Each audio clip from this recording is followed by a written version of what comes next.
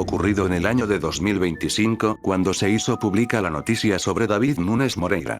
Un chico brasileño de 14 años que vivía en Plan Alto, estado de Bahía, quien perdió la vida por realizar algo extraño, triturar una mariposa y juntarlo con agua, acto seguido, inyectarse eso. Con el pasar del tiempo el padre notó en su hijo que se le dificultaba caminar y tenía un hematoma en su pierna. El hijo solamente le dijo que se había lastimado jugando. Pero su estado de salud iba empeorando poco a poco, David empezaba a presentar vómitos y un dolor intenso. David fue trasladado a terapia intensiva durante 7 días, ahí fue cuando David les confesó lo que se había inyectado, declaración que sorprendió a todos.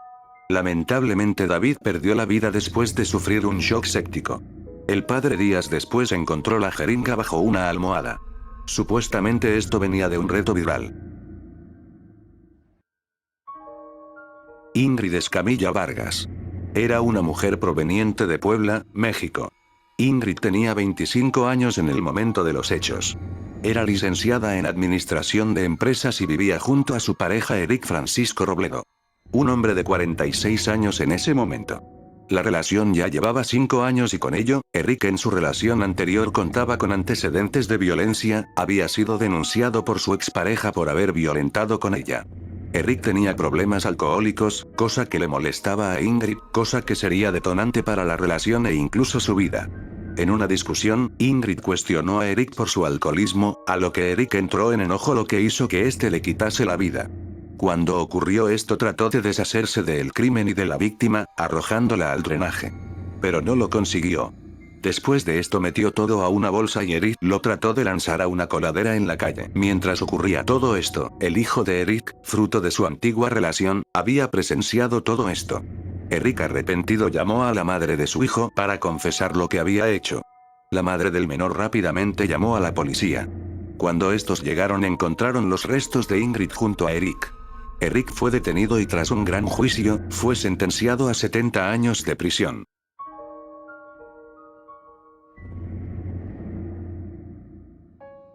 Catherine. Era una joven de Perú, descrita como alegre y responsable, soñaba con postularse a la Marina de Perú.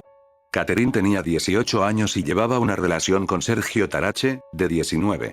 Algunos mencionan que la relación de estos estaba marcada por los celos y posesión de Sergio. Debido a este problema, Catherine había decidido poner fin a la relación en el momento que Sergio se enojó y se opuso a que Catherine fuera a una reunión de amigos. Llegó el 18 de marzo de 2023, donde Sergio había citado a Catherine a un encuentro en la Plaza 2 de Mayo. Al momento de verla, la atacó y le roció gasolina, acto seguido la prendió sin ninguna importancia.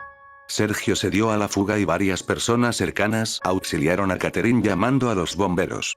Fue llevada al hospital pero no se pudo hacer nada. El sistema de justicia tardó 4 días para que se empiece la búsqueda de Sergio, ya que era el principal sospechoso. El día del ataque Sergio le había arrebatado el teléfono a Catherine y había puesto en su Facebook que estaba casado con él. Sergio había sido incorporado a la lista de los más buscados, donde se ofrecía 50.000 soles a cambio de su paradero. El 12 de abril de 2023, se informó que Sergio Tarache había sido detenido en Colombia, Bogotá. Al siguiente año fue condenado a 26 años de prisión. Marco Arenas Castillo. Fue adoptado y criado por una familia adinerada, Walter Arenas y María Rosa Castillo.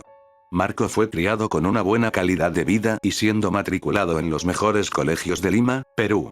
Marco era un niño sobreprotegido y mimado, era muy bueno en la escuela y alguien bien portado.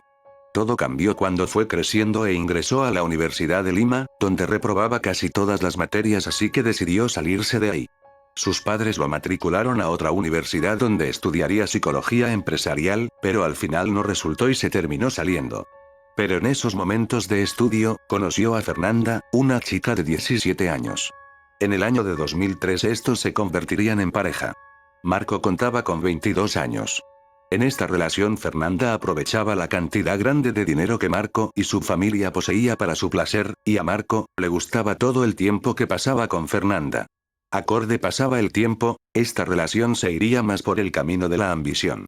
Con tal de conseguir más dinero, Marco robaba las tarjetas de sus padres, incluso sus carteras. Aparte de esto, también disfrutaban quitarle la vida a los pájaros en la calle. Incluso molestaban a personas en la calle lanzándoles huevos. Cuando Fernanda cumplió 18 años, estos se querían ir a vivir lejos de Perú, pero no tenían dinero, así que fingieron el secuestro de Fernanda, donde a base de esto, le exigieron dinero a los familiares de Fernanda.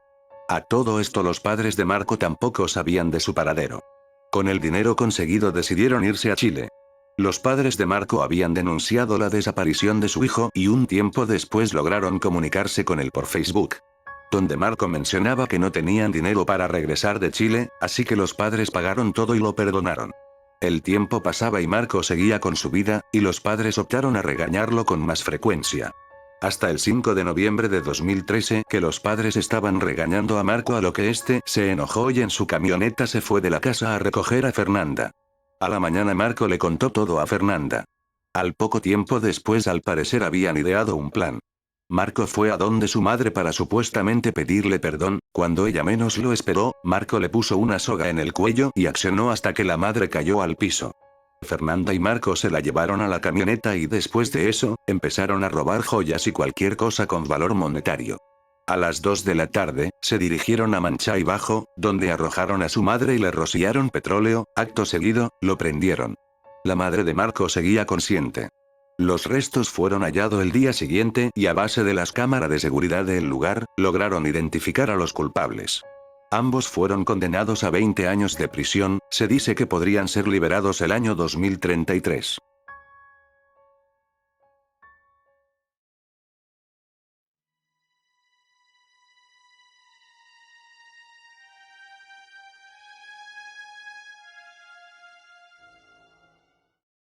Ocurrido en Guayaquil, sábado 4 de marzo de 2023. Cuando unos vecinos reportaron a la policía sobre un saco que sobresalía una parte humana. Se trataba de un hombre con las partes despojadas y más adentro se encontraba un teléfono que contenía el video sobre el crimen ocurrido. Los agentes recogieron las evidencias y las partes del crimen. Las partes fueron llevadas a la morgue y allí se estableció la identidad de la víctima. Se trata de José Javier Quiñones Bermúdez, de 37 años, quien registra 5 antecedentes penales por tenencia ilegal de armas de fuego y robo. La policía presume que este crimen es una venganza de una banda que se disputa con otra el territorio del norte de Guayaquil para el tráfico de sustancias. Ocurrido este año. Ismael Alejandro Aban, apodado como El Güero. Era un joven de 21 años que vivía en el municipio de Tequit, México. El 27 de enero, Ismael fue acusado de haberle arrebatado la vida a una mujer de la tercera edad. La mujer fue llevada al hospital pero falleció allí. Ismael tenía antecedentes de violencia y problemas de salud mental provenientes de sustancias ilícitas. En el año de 2021 en un centro de rehabilitación atacó a otro interno quien perdió la vida. Volviendo con lo último, el día de los hechos Ismael fue visto por las calles, hasta que se acercó a la casa de Doña Candy, conocida localmente, con un objeto punzante en mano. Doña Candy se encontraba sentada en la puerta, después la atacó hasta dejarla mal. Horas después Ismael estaba en su casa y afuera estaba la policía junto a los vecinos. La madre de Ismael le recomendó que se entregara. Cuando Ismael estaba adentro del auto policial, los vecinos lo sacaron y lo empezaron a golpear y después lo prendieron fuego. Todo ocurrió en la presencia de la madre de Ismael. 5 personas fueron detenidas acusadas del crimen de Ismael y participación en el linchamiento. Alan Peña. Era un niño de 13 años. Alan sufrió la separación de sus padres cuando tenía 11 años. Su madre se fue a vivir a Viña del Mar, Chile, junto a su nueva pareja. El padre se fue con Alan donde vivía con sus hermanos de 9 años. Con el tiempo Alan empezaba a mostrar problemas y al padre se le dificultaba criarlo. Alan empezó a mostrar síntomas de Asperger y se escapaba de la casa. Su padre decidió internarlo a un centro de protección. Su padre lo llegaba a visitar. El niño con medicación moderada podía llegar a estar bien, pero a veces se escapaba del establecimiento. Alan en la escuela mostraba algunos problemas con sus compañeras, donde llegaba al punto de hostigarlas, ya que Alan tenía conductas sexualizadas, pero se desconoce el origen de estas. En el año de 2016 unos padres tuvieron sospechas de que su hija de 5 años, alguien se había aprovechado de ella y su principal sospechoso fue Alan Peña. Alan se encontraba en la calle donde vendía calendarios, a pesar de estar resguardado por un centro de ayuda, pero este se escapaba y vivía y se adaptaba a las calles. Los padres de la pequeña que sospechaban esto, agarraron a Alan y lo llevaron a una casa donde lo tenían amarrado. En ese momento, durante 12 horas, el pequeño Alan sufrió por parte de 3 personas, los padres de la niña y el dueño de la casa. Se dice que Alan, al poseer este síndrome, reaccionaba diferente a los golpes, donde se podría notar indiferente y sin dolor, por lo que se dice que se aumentaba la fiereza con la que era atacado. Después de pasar 12 horas, la madre de la pequeña reportó a la policía los hechos. Cuando la policía llegó, encontraron a Alan envuelto en un cobertor debajo de la cama. En el lugar había un martillo y un cinturón con manchas rojas. Las 3 personas fueron detenidas y después de investigar se descartó el hecho de que Alan se hubiera aprovechado de la menor.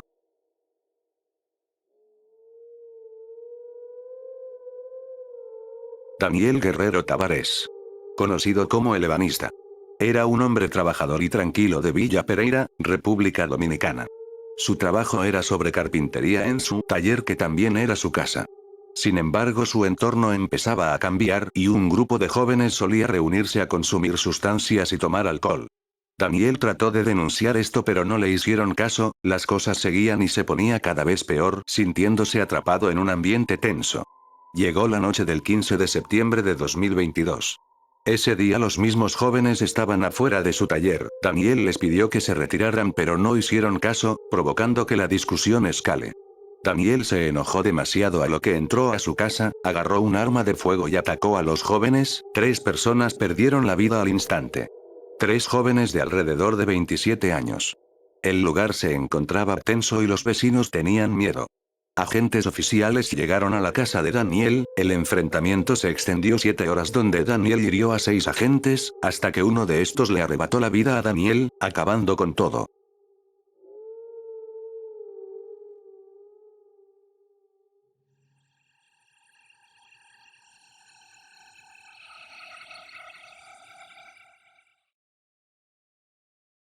La familia Pomar. Una familia de 4 integrantes: Fernando Pomar, Gabriela Villagrán y sus 2 hijas Candelaria y Pilar. Vivían en José Mármol, Buenos Aires, Argentina. El 14 de noviembre de 2009, desde la localidad de José Mármol, rumbo a Pergamino, decidieron realizar ese recorrido en vehículo rumbo a casa de los padres de Gabriela. Lo extraño de esto fue que en el día que decidieron realizar el viaje, ya no se supo nada de ellos. De este caso salieron muchas hipótesis, como que estaban fuera del país, que escapaban de las deudas, que pudieron ser secuestrados. Hubo gran descontento social contra los medios, porque al buscar titulares, acusaron de cosas terribles y falsas a Fernando Pomar. Lo polémico de este caso fue la investigación policial y los medios de comunicación, que rápidamente difundieron teorías, incluso hablando sobre que un alien los había abducido. Tuvieron que pasar 24 días intensos de investigación, hasta que un albañil alertó a las autoridades sobre un vehículo que estaba accidentado. Los oficiales llegaron y vieron el auto volcado y los 4 integrantes de la familia sin vida. Los policías habían pasado por ese lugar muchas veces durante la investigación y no notaron el vehículo. Se dice que el mismo día que salieron perdieron la vida por un accidente automovilístico. Este caso fue polémico por la negligencia policial y periodística. Gilberto Ventura Ceballos. Nació el 6 de julio de 1975. En Santo Domingo, República Dominicana. No se sabe mucho de su vida. Antes de sus últimos crímenes, ya contaba con antecedentes. En el año de 2004 se fugó de la cárcel de Najayo, donde fue detenido por el secuestro de un comerciante asiático. Después de fugarse se fue a Panamá, donde operaba un negocio llamado Celulares Solución. Ahí conoció a Alcibiades Méndez, quien sería su cómplice. En el año de 2010 y 2011, Gilberto junto a Méndez, secuestraron alrededor de 5 jóvenes panameños con ascendencia china. La razón era extorsionar a la familia y conseguir dinero, pero a pesar de haber conseguido el dinero acordado, estos les arrebataban la vida de cualquier manera. El país estaba asustado por estos crímenes y los oficiales se movilizaron. Los fallecidos fueron encontrados enterrados bajo una residencia. Pasó el tiempo y Ceballos fue identificado y detenido en República Dominicana, y en el año 2011 las autoridades panameñas pidieron su extradición para realizar su juicio. Ceballos se fugó 2 veces de las cárceles en Panamá, la primera en 2016, fue capturado en 2017. Después en 2020 y capturado el mismo año. La condena fue de 30 años. Ocurrido el 29 de marzo de 2014. El Salvador. En un estacionamiento ubicado en las afueras de San Salvador, la capital del país. 8 personas fueron atadas y arrebatadas de sus vidas con un artefacto de fuego. Los testigos señalaron que al menos 10 personas sospechosas llegaron en 3 camionetas negras e ingresaron a una casa cercana. Las autoridades creen que los sospechosos estaban buscando sustancias ilícitas y que el ataque es parte de un ajuste de cuentas relacionado con una organización criminal. Los sospechosos habrían utilizado armas de fuego silenciadas y se llevaron la mayoría de los casquillos de bala, lo que indica cierto grado de profesionalismo. Las autoridades encontraron la letra Z marcada rojo en las paredes, un símbolo tradicionalmente asociado con el violento grupo criminal mexicano. En la escena una bebé quedó dentro de un camión con vida. En ese momento, en El Salvador se reportaban hasta 53 crímenes por día, lo que generalmente ha sido atribuido a las pandillas callejeras locales, la Mara Salvatrucha y al Barrio 18, las dos más grandes del país. Inundado de personas sin vida. El Instituto de Medicina Legal, de San Salvador, no dio abasto para realizar autopsias a todas las víctimas. Sin embargo, la sangrienta seta encontrada en la escena del crimen no necesariamente confirma la participación a ese grupo criminal. En México se han presentado casos en que las pandillas utilizaban el nombre de este grupo para intimidar a sus rivales e inspirar miedo. Los responsables del ataque en El Salvador podrían haber hecho lo mismo, o podrían haber usado la secta para confundir a las autoridades y ocultar su verdadera identidad. Este caso quedó impune. Tiago Enrique Gómez da Rocha. La vida de Tiago era complicada, ya que él mencionó de chiquito que un vecino se había aprovechado de él y había sufrido de bullying. En su familia creció normal y sus familiares no sospechaban de que algo estuviera mal con él. A raíz que fue creciendo seguía siendo igual, tranquilo, reservado y normal. Tiago cuando era adulto consiguió un trabajo como vigilante, lo que le permitía ingresar y moverse a muchos lugares sin levantar sospechas. Sus crímenes empezaron en el año 2011 usando un método extraño, solamente usaba un artefacto de fuego. Se acercaba a las personas mientras se encontraban en lugares aislados y abría fuego contra ellos. No les robaba, simplemente les arrebataba la vida. Para moverse utilizaba una motocicleta negra sin placas. Al principio sus víctimas eran hombres, vagabundos o trabajadores sexuales. No elegía con motivo a las víctimas, solo actuaba impulsivamente. En el año de 2013 las víctimas de Tiago empezaron a ser mujeres jóvenes. En el tiempo que pasaban estos crímenes, no se conectaban entre sí. Hasta que los oficiales decidieron revisar las cámaras de seguridad donde podían apreciar a la misma persona cerca de las escenas del crimen. Tiago fue capturado y después de un análisis psicológico fue diagnosticado como psicópata. Se dice que Tiago en la cárcel seguía siendo tímido y callado, sin mostrar arrepentimiento. Tiago fue interrogado por 8 delegados y solo describía a sus víctimas como número 1 y número 2. 2 días de ser detenido trató de hacer algo en contra de él mismo pero no pudo. Tiago confesó haberle arrebatado la vida a 29 personas, aunque anteriormente había dicho 39, fue condenado a cadena perpetua.